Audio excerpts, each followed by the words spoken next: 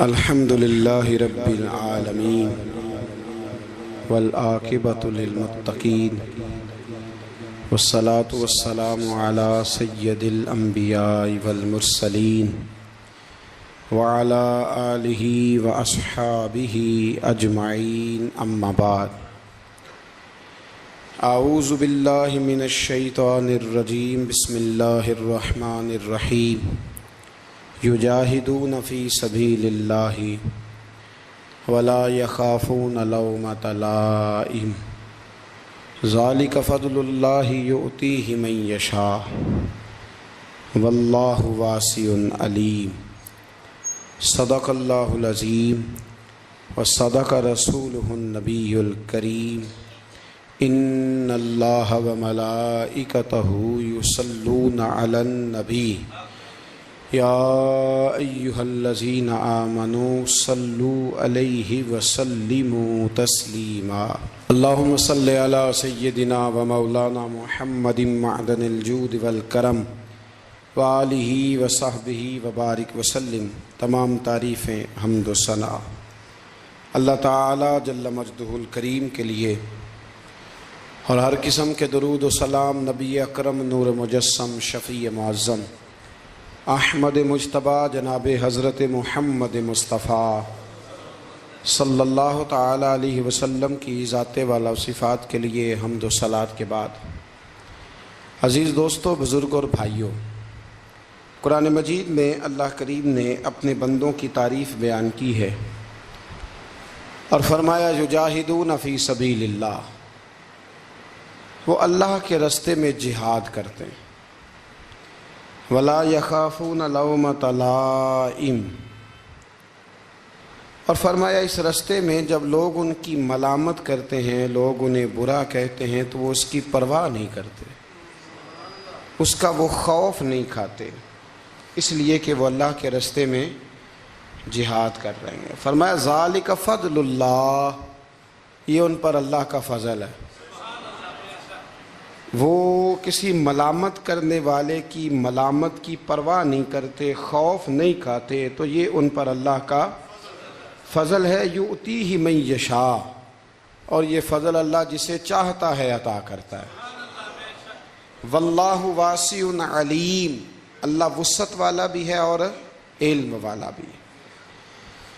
انسان جب بالکل ٹھیک راستے پہ چل رہا ہوتا ہے اور اپنے ضمیر کے عین مطابق وہ اپنی زندگی کے سارے معاملات کو قرآن و سنت کی روشنی کے اندر چلا رہا ہوتا ہے، اس کی خواہش ہوتی ہے کہ لوگ میرے پیغام کے ساتھ چلیں، اور اگر ساتھ نہیں چلتے تو کم از کم اس پر خوشی کا اظہار تو کریں، اس کی خواہش ہوتی ہے۔ میرے ساتھ اول تو چلیں چونکہ میں بات ٹھیک کر رہا ہوں، پیغام ٹھیک دے رہا ہوں، چونکہ میں ہوں حق پہ، یا تو میرے ساتھ چلیں۔ اگر اتنا نہیں ہو سکتا تو کم از کم شاباشی والا لفظ تو استعمال کریں، خیر والا معاملہ تو کریں۔ ہمارا مزاج کیا ہوتا ہے، ہمارا ماحول یہ ہوتا ہے کہ ہمیں اس سے غرض نہیں ہوتی کہ بندہ غلط ہے کہ ٹھیک ہے، ہمیں اس سے غرض ہوتی ہے کہ میرے مطلب کا ہے کہ نہیں، میرے مطلب کا۔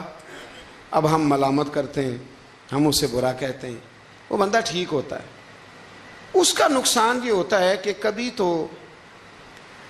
اس شخص کی ہمتیں ٹوٹتی ہیں، کبھی وہ پریشان ہوتا ہے، اور کبھی دین کے کام میں رکاوٹ آتی ہے۔ کبھی یہ ہوتا ہے کہ انسان چونکہ اللہ تبارک و تعالیٰ کے دین کی خاطر صحیح نکلا ہوتا ہے، تو یہ جو ملامت کرنے والا ہوتا ہے یہ پھر اس کھاتے میں چلا جاتا ہے جس کھاتے میں اکثر وہ لوگ رہے جو دین کے مخالف رہے۔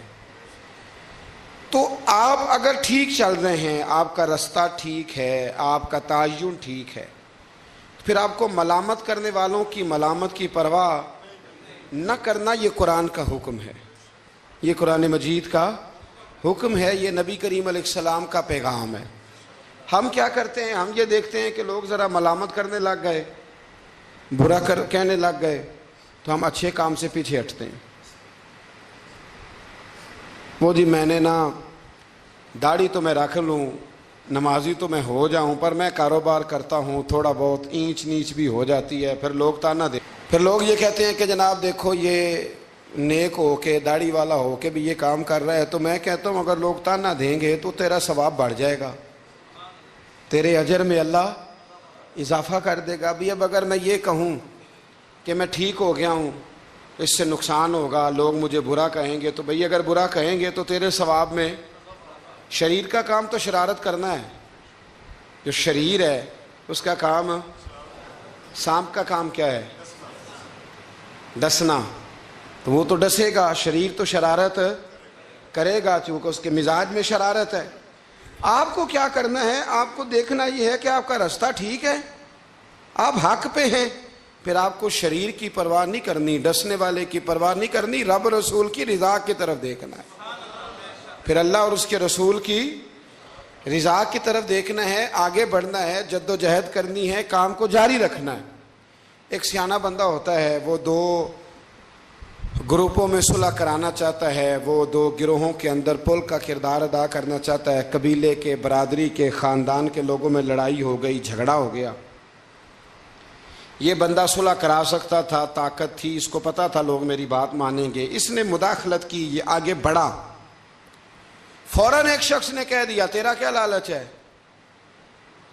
چودھری بننا چاہتا ہے؟ تو سردار بننا چاہتا ہے؟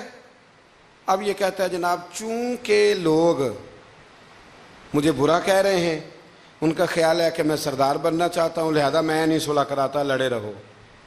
حالانکہ میرے نبی کریم سید عالم نور مجسم صلی اللہ علیہ وسلم نے ارشاد فرمایا ہے، محبوب کریم علیہ الصلوۃ والسلام نے فرمایا دو گروہوں میں جو صلح کرائے گا رب 2 حج اور 2 عمرے کا ثواب عطا فرمائے۔ اب اگر اس نے اس لیے صلح کرانی تھی واقعی کہ یہ دونوں گروہ مجھے چودھری مانے، تو پھر تو ایک نے انکار کر دیا کہ میں چودھری نہیں مانتا، تو یہ پیچھے ہٹ گیا۔ تو اگر اس لیے صلح کرانی تھی کہ رب 2 حج اور 2 عمرے کا ثواب دے، تو پھر کوئی اچھا کہے یا برا کہے، اس کو چاہیے یہ آگے بڑھے اور 2 لوگوں کے سروں کو جوڑ دے، صلح کرا دے، اطمینان کرا دے، شعور کرا دے۔ ہمارے ہاں یہ ہوتا ہے کہ ہم جب یہ دیکھتے ہیں نا کہ لوگ کیا کہہ رہے ہیں، لوگوں کا کیا مطمع نظر ہے، تو ہم بہت ساری کمزوریوں کا شکار ہوتے ہیں، بہت ساری کوتاہیاں کر جاتے ہیں، بہت ساری غلط فہمیاں اور غلط فیصلے ہم سے سرزد ہوتے ہیں۔ یہ کبھی نہیں سوچنا کہ لوگوں کی یہاں رائے کیا ہے، اچھا کہہ رہے ہیں برا کہہ رہے ہیں، آپ نے یہ دیکھنا ہے کہ آپ کر کیا رہے ہیں۔ اگر اچھا کر رہے ہیں تو پھر آپ منزل پر صحیح ہیں، پھر آپ نے رستہ چھوڑنا نہیں، آپ نے سفر بڑا سادہ سا کام ہے آج کل ہمارے ہاں، اگر خاندان کے اندر، قبیلے کے اندر 2 لوگوں کے رشتہ ہو سکتا ہے، لڑکا اور لڑکی ہمارے اپنوں کے ہیں اور ہماری تھوڑی سی مداخلت سے معاملہ ٹھیک ہو سکتا ہے، تو میں نے یہ دیکھا ہے کہ بڑے بوڑھے، سارے نہیں لیکن اکثر الا ماشاءاللہ، وہ مداخلت نہیں کرتے، ان کی تھوڑی سی کوشش تھے خاندانوں میں جو تھوڑی تھوڑی باتیں ہیں وہ دور ہو کے رشتے ہو سکتے ہیں، وہ کوشش کیوں نہیں کرتے؟ میں نے یہ کہتے ہوئے لوگوں کو سنا ہے کہ بعد میں جو شکایتیں آئیں گی وہ کون پوری کرے گا؟ آپ کے بہو اور بیٹے کی جو شکایتیں ہیں وہ کون پوری کر رہا ہے؟ آپ کر رہے ہیں نا؟ اگر آپ یہ دیکھیں یہ کام کتنا اچھا ہے کہ آپ نے 2 گھروں کو ملا دیا۔ نبی کریم علیہ السلام نے حضرت ربیہ بن کعب کا نکاح بھی کرایا ہے، حضرت اسامہ بن زید کا بھی حضور نے رشتہ کرایا ہے۔ نبی پاک علیہ السلام ان کاموں پر توجہ دیتے کہ جہاں میرے آگے بڑھنے سے کہیں غلاموں کے بھلے ہو سکتے ہیں تو حضور آگے بڑھتے، وہ بھلا کرتے۔ ہمارا کردار کمزور ہو جاتا ہے، ہم کہتے ہیں جی وہ شکایتیں، وہ جو علماء آئیں گے تو وہ کس نے لینے ہیں؟ تو ایک بزرگ سے میں نے محبت کے ساتھ کہہ دیا تھا، میں نے کہا آپ کی کتنی زندگی ہے؟ 60-70 کے تو آپ ہو ہی گئے، آپ اپنی زندگی سیف کر رہے ہیں اگلے والی کہ مجھے کوئی شکایت نہ دے، ملامت نہ کرے، لیکن 2 خاندان جوڑ رہے ہیں، اس سے آپ کنارہ کر رہے ہیں۔ آپ 10 سال اور زندہ رہ لیں گے، 15 زندہ رہ لیں گے، آپ اپنے ان 15 سالوں کو تو محفوظ کر رہے ہیں، لیکن جو اتنا بڑا خیر کا کام تھا، اچھائی کا کام تھا، بھلائی کا کام تھا، اس کام سے آپ رک رہے ہیں۔ اسی طرح 2 آدمی لڑائی کر رہے ہیں، جھگڑا کر رہے ہیں، ایک بدتمیز ہے، شرارتی ہے، ظلم کر رہا ہے، زیادتی کر رہا ہے، تکلیف دے رہا ہے، ہمیں پتہ یہ بندہ غلط ہے، ہمیں اس کے خلاف احتجاج کرنا چاہیے، ہمیں اسے روکنا چاہیے، یہاں ہمیں کوشش کرنی چاہیے، لیکن ہم کہتے ہیں کہ میرا بھی نام آ جائے گا، تو وہ اس کے بارے میں لگا ہوا ہے نا. تو بھائی یہ یاد رکھیں، مکافات عمل ہے. اگر شر کو روکا نہیں جاتا تو شر پھیل جایا کرتا ہے.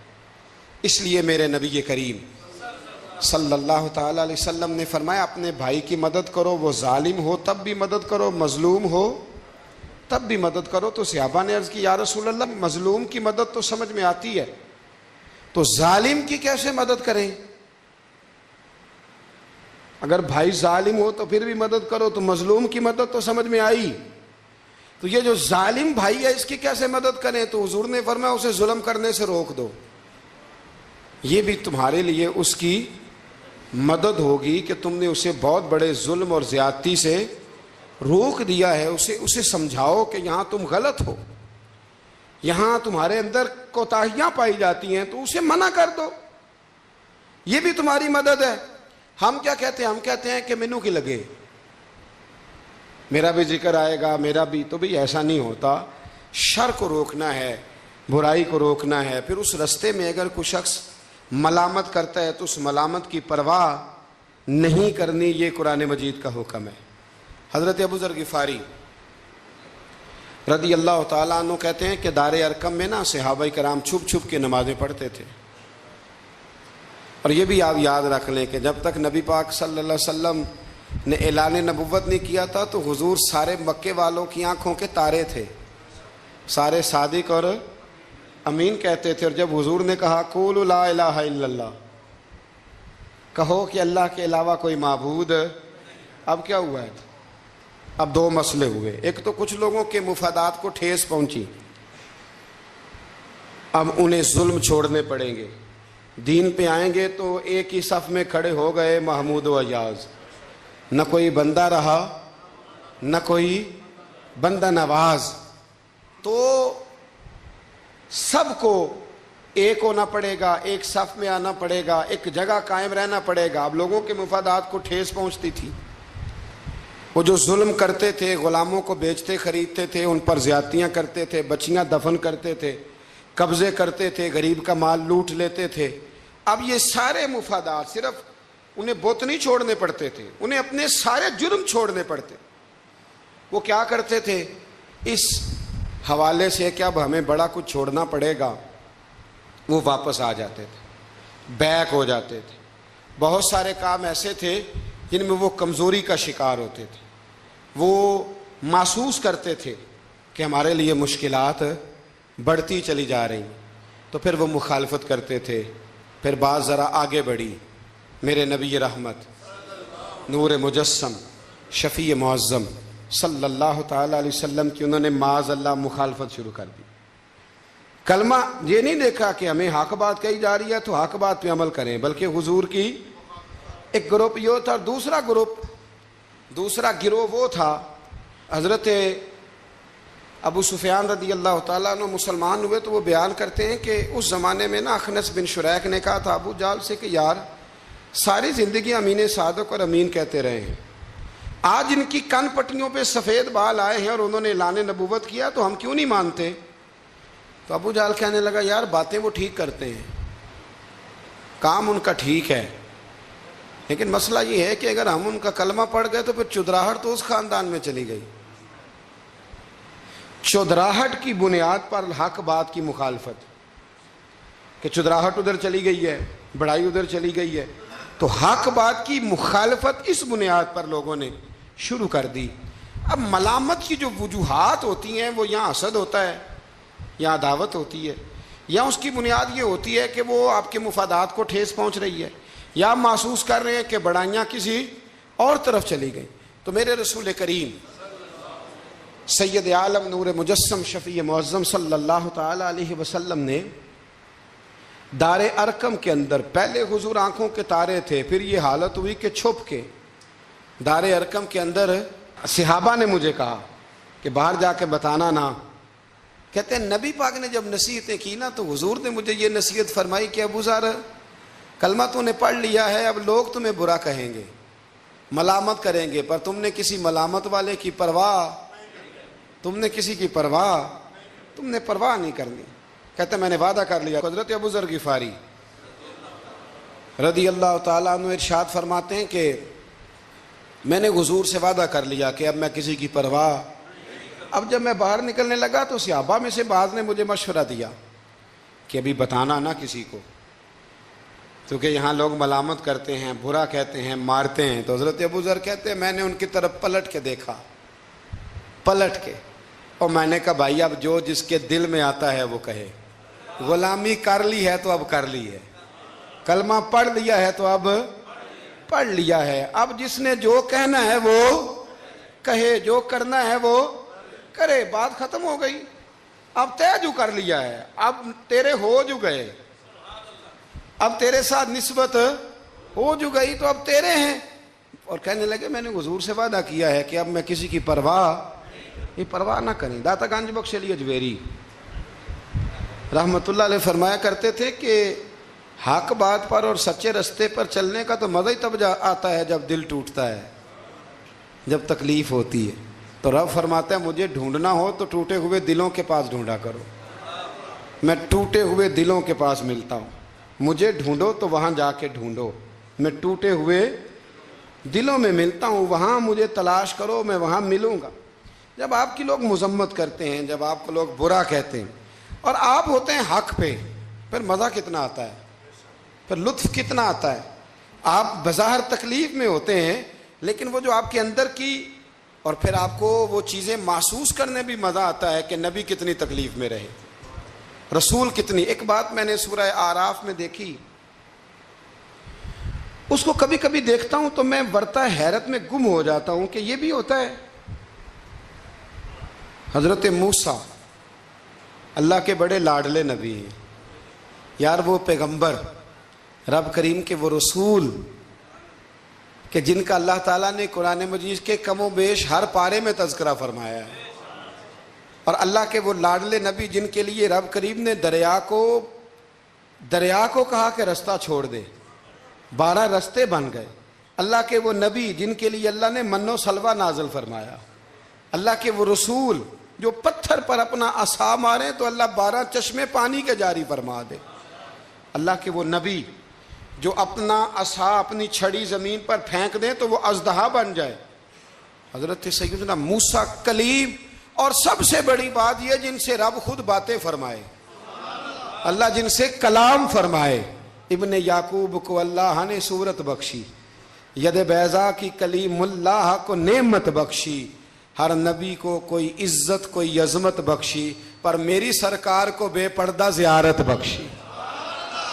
میری سرکار کو بے پردہ زیارت بخشی. تو نبی کریم علیہ السلام سے قبل حضرت موسیٰ علیہ السلام کتنا اللہ نے شان دیا ہے. لیکن حضرت موسیٰ کے آنے سے پہلے بنی اسرائیل کے بچے قتل ہونے لگے. آپ نے ساری بات سنی ہوئی ہے، فرعون نے خواب دیکھا تھا، پھر بچے قتل کرانے لگے کہ وہ بچہ پیدا نہ ہو. اور پھر حضرت موسیٰ تشریف لائے تو بنی اسرائیل کو کچھ جہاد بھی کرنا پڑا، اس کے فرعون کے خلاف لڑنا بھی پڑا، آگے بھی بڑھنا پڑا. تو سورہ آراف میں مفہوم آیت یہ ہے کہ ایک دن بنی اسرائیل والے حضرت موسیٰ سے کہنے لگے کہ معاذ اللہ آپ کے آنے سے پہلے بھی ہم تکلیف میں تھے اور آپ کے آنے کے بعد بھی ہم اذیت میں ہیں. بڑا مشکل نہیں یہ لفظ کسی کا بیان کرنا کسی کے لیے کہ آپ کے سبب سے گویا ہمارے بچے قتل ہوئے اور آپ کے سبب سے ابھی بھی ہم تکلیف میں ہیں، ہم اذیت میں آئے ہیں. میرے بھائیوں، پھر سچ کہا تھا نا حضرت سعد بن عبادہ نے کہ یا رسول اللہ ہم حضرت موسیٰ کی قوم نہیں، ہم حضرت موسیٰ کی قوم نہیں جو آپ سے کہیں گے آپ لڑیں یا آپ کا رب لڑے. حضور ہم تو آپ کے غلام ہیں، آپ جہاں جہاں اشارہ کرتے جائیں گے ہم سر قربان کرتے جائیں گے. ہم وہ نہیں ہیں جو کہیں گے آپ لڑیں اور آپ کا رب لڑے. حضور ہم حاضر ہیں اور حاضر رہیں گے، جاننے دیں گے، گردنیں کٹائیں گے. حاضر ہیں اور حاضر، بولیے حاضر ہیں اور حاضر. غلامان محمد جان دینے سے نہیں ڈرتے، یہ سر کٹ جائے یا رہ جائے کچھ پرواہ نہیں کرتے. تو رسول کریم صلی اللہ تعالی علیہ وآلہ وسلم سے قبل آپ دیکھیے حضرت موسیٰ کے لیے اتنی بڑی بات کر دی جناب موسیٰ کی قوم کہ حضرت موسیٰ پھر بھی دین حق کی بات کرنے سے پیچھے ہٹے. یہ اللہ کے بندوں کا طریقہ رہا ہے کہ وہ ملامت کی پرواہ. کس صوفی کو برا نہیں کہا گیا. آپ صوفیاء کے حالات پڑھ کے دیکھ لیں, ان پر فتوے ہیں, کسی پر کوئی ہے اور کسی پر کوئی ہے. آپ علماء, سب علماء کو نکال کے دیکھ لیں, کسی پر لوگوں نے کوئی چارج شیٹ لگا دی ہے, کسی پر کوئی فتویٰ دے دیا ہے, کسی پر کوئی بات کر دی. لوگ, مخلوق تو فنکار ہے اس درجہ کے پل بھر میں. سنگے در کعبہ سے بھی اصنام تراشے, تم کون ہو کیا چیز ہے داغ کبابی. لوگوں نے تو مریم پہ بھی الزام تراشے. لوگ کیا کرتے ہیں, لوگ مشائخ پر الزام لگاتے ہیں, برے الزامات معاذ اللہ. اعلیٰ حضرت فاضل بریلوی نے بعض لوگوں پر فتوے دیے تھے. یہ بڑا مشکل کام ہوتا ہے, لوگوں کی اصلاح کی بات کرنا. اعلیٰ حضرت نے 4 بڑے لوگ تھے جن کو لوگ بڑا جانتے تھے, ان کی غلطیوں پر انہیں تنبیہ کی اور کہا کہ اگر آپ رجوع کر لیں, توبہ کر لیں تو آپ کے لیے دروازہ بھی کھلا ہے. لیکن سب زور لوگوں نے اس بات پہ لگا دیا کہ وہ شدت پسند تھے. ملامت کی, ان کے خلاف کتابیں لکھی, جانے کیا کیا کہا. ان کی اس ایک بات کو لے کر جو کہ عین حق تھی, لوگوں نے شدت پسند کہا. اور جو فاضل بریلوی نے ساری زندگی عشق کے رسول کا درس دیا, جو 1000 سے زیادہ کتابیں لکھیں, جو انہوں نے رسول اللہ کے ترانے لوگوں کو یاد کرائے, جو انہوں نے ہر عنوان پر قلم اٹھایا, لوگ ان کی خدمات کو بھول گئے. یاد رکھو, تنقید کی اینک لگا کے دیکھو گے تو ساری دنیا غلط ہی نظر آئے گی, اور محبت کے ساتھ دیکھو گے تو اللہ نے کائنات میں بڑا حسن رکھا ہوا ہے. رب کی مخلوق بڑی پیاری ہے, بڑی شاندار ہے, بڑی بندہ نواز ہے. میرے علیہ الصلوۃ والسلام کے غلاموں میں جتنے لوگ بھی تھے, ان سب کے, یہ جو ہمارا خیال ہوتا ہے نا کہ سارے لوگ ہمیں اچھا کہے, یہ خیال سرے سے درست ہے ہی نہیں. ساری دنیا مسلمان ہو گئی, اللہ کو ماننے لگی ہے, حضور کا کلمہ پڑھنے لگی ہے, تو آپ کو سارے اچھا کیسے کہہ دیں گے؟ جب رب رسول کے بارے میں ابھی سارے لوگ کلمہ نہیں پڑھتے, مطیع اور فرما بردار, تو آپ کا یہ دعویٰ کیسے ہے؟ آپ یہ کیسے محسوس کرتے ہیں؟ حضرت جنید بغدادی رحمت اللہ علیہ ایک شخص کا جنازہ پڑھ کے فارغ ہوئے تو لوگوں نے کہا حضور بڑا ہی اچھا آدمی تھا, ہر بندہ اس کی تعریف کرتا ہے. آپ فرمانے لگے غلطی ہو گئی, اس کا جنازہ نہیں پڑھنا چاہیے تھا. یہ تو ذو معنی بندہ تھا, ذو وجہین تھا, 2 منہوں والا تھا, جس کے پاس جاتا تھا اسی کا ہو جاتا تھا. اس نے تو سب کو راضی رکھنے کی پالیسی اختیار کی ہوئی تھی, لہذا یہ درست نہیں تھا. اگر یہ بندہ سچا ہوتا, حق بات کہتا, تو لوگ اس کے مخالف بھی ہوتے. اگر یہ صحیح رستے پر ہوتا تو لوگ اسے برا کہنے والے بھی ہوتے. تو چونکہ یہ درست نہیں تھا, باتیں چھپاتا تھا, غلطیاں کرتا تھا, جدھر جاتا تھا اسی کا ہو جاتا تھا, لہذا کوئی اسے برا نہیں کہتا, تو اس کا مطلب یہ ہے کہ یہ حق بات نہیں کہتا تھا. حضرت جنید بغدادی خود ایک دن گزر رہے تھے گلی سے, مرید شاگرد عقیدت مند ساتھ تھے, تو ایک شخص نے آپ سے کہا معاذ اللہ ثم معاذ اللہ, کہنے لگا او زندیق, یعنی اے بے دین, او زندیق. جب اس نے یہ لفظ کہے نا تو آپ کے شاگردوں کو بڑا برا لگا, غصہ آیا. حضرت جنید بغدادی رحمت اللہ علیہ نے پلٹ کے اس شخص کی طرف دیکھا تو آپ ہنسے, فرمانے لگے یار سارے بغداد کو میرا ایک ہی نام یاد تھا کہ میں دیندار ہوں, تو نے اچھا کیا ایک اور نام بھی یاد کرا دیا ہے. چلو ایک اور نام بھی لوگوں کو یاد ہو گیا, پہلے سارے بغداد کو میرا بولیے ایک ہی نام پتا تھا کہ جنید بڑا اچھا کیا تو نے. حضرت مولانا ظفر الدین صاحب بہاری ملک العلماء, انہوں نے بخاری کی شرح لکھی ہے, اعلیٰ حضرت رحمت اللہ علیہ کے خلیفہ تھے. مولانا ظفر الدین بہاری رحمت اللہ تعالی علیہ, آپ فرماتے ہیں کہ اعلیٰ حضرت کو نا بے شمار خط آتے تھے. اب تو ٹیلی فون کا رواج ہے, تو اس زمانے میں خطوط ہی, ویسے خط بھی بڑا شاندار ہوتا تھا, بندہ سوچ سمجھ کے تو لکھ لیتا تھا نا. تو بڑے خط آتے تھے اعلیٰ حضرت کو, خطوط پر ہی آپ جواب دیا کرتے تھے. خط آتے, کسی نے کسی لقب سے پکارا ہے, کسی نے کسی نام سے پکارا ہے, کسی نے ایک خط آیا تو اس میں بڑے غلط لفظ لکھے تھے,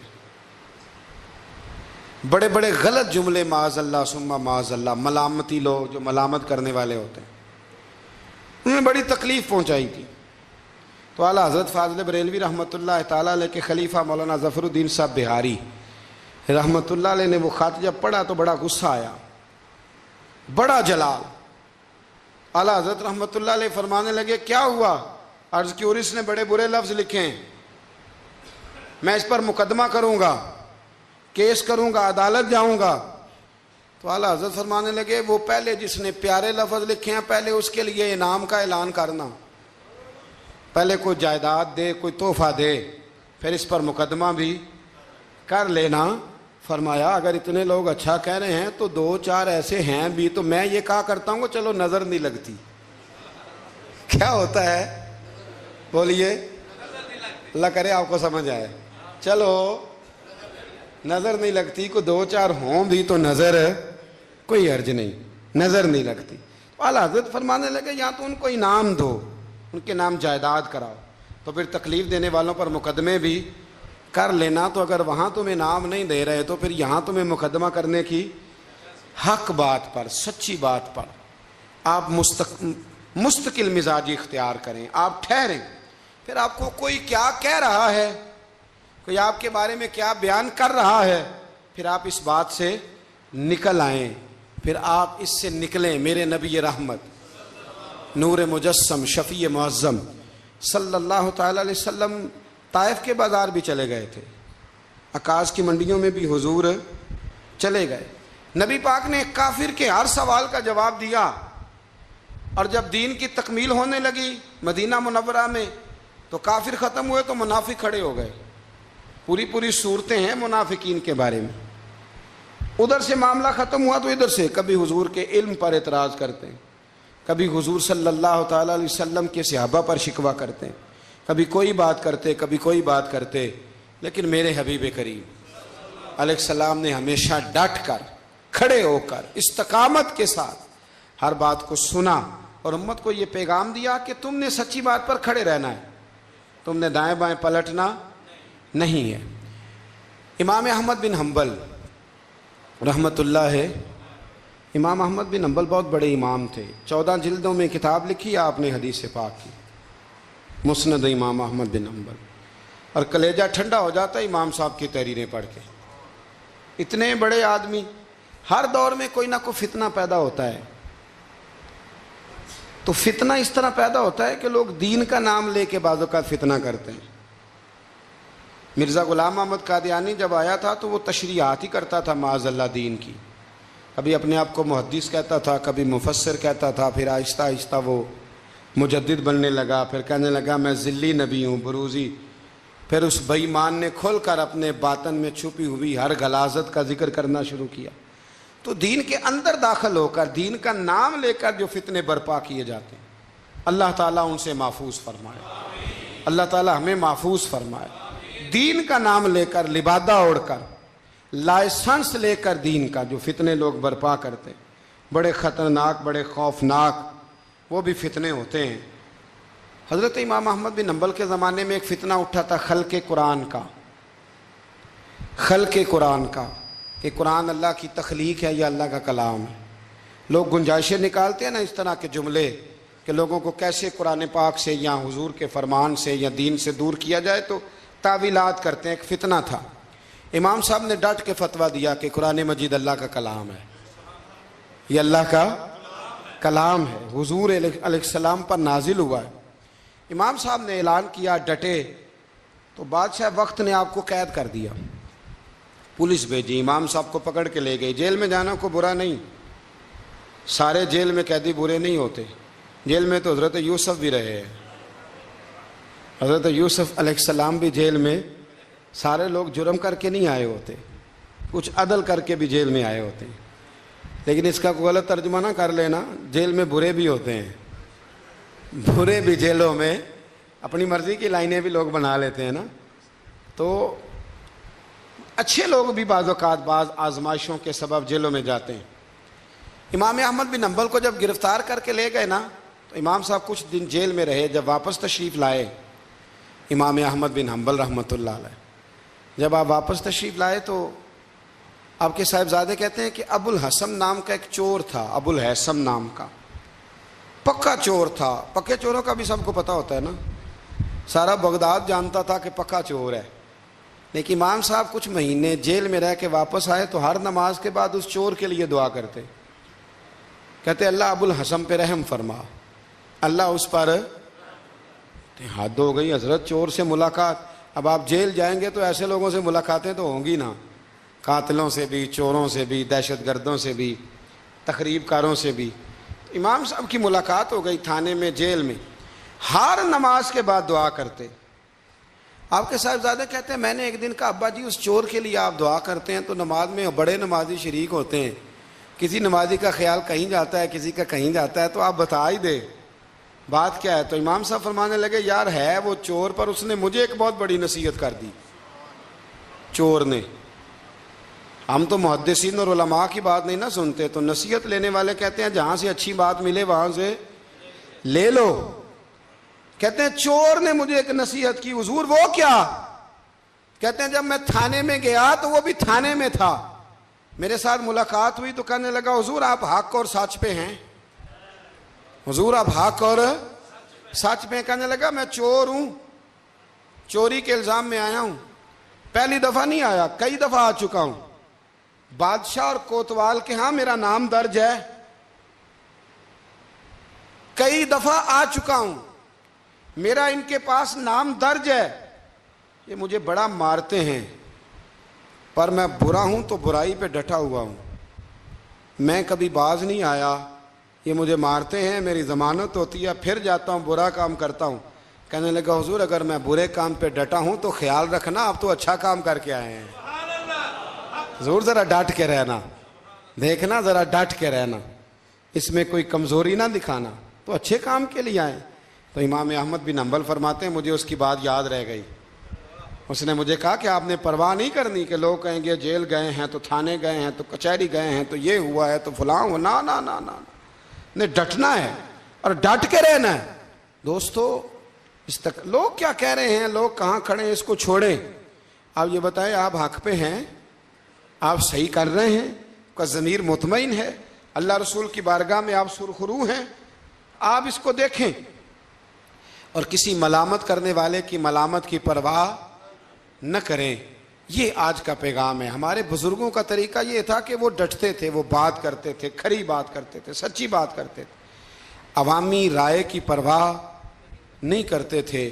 شریر لوگ شرارت کرتے ہیں، وہ شرارتیں کریں گے، لیکن کام سچا اور حق کا یہ ہے کہ آپ اگر حق پہ ہیں، درست ہیں، تو پھر جس صحیح کام آپ نکلے ہوئے ہیں آپ ہمیشہ اس کام کو کرتے رہیں۔ اللہ تبارک و تعالی سمجھنے کی توفیق عطا فرمائے۔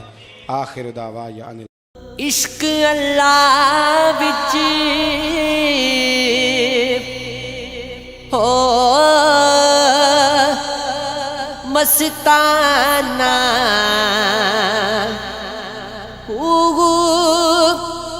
صدا